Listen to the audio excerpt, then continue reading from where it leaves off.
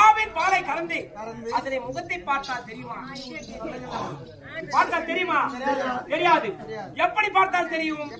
அதிகாலையிலிருந்து ஆவென்று சொல்லக்கூடிய பசுவை கொண்டு வந்து பாலை கறந்து காய்த்து அணையிட்டு என்ன செய்ய வேண்டும்? அது புறையாகும். அந்த புறையானதை மறுபடியும் தயிராகும்.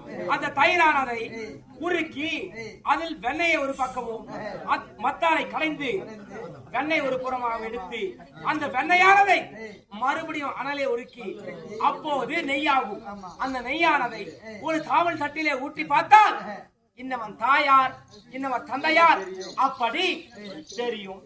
இன்னவன் யாரு, எப்படி பிறந்தார், எப்படி வளர்ந்தார் என்று விவரத்தை விவரமாக உரைக்க சொல்லுங்கள்.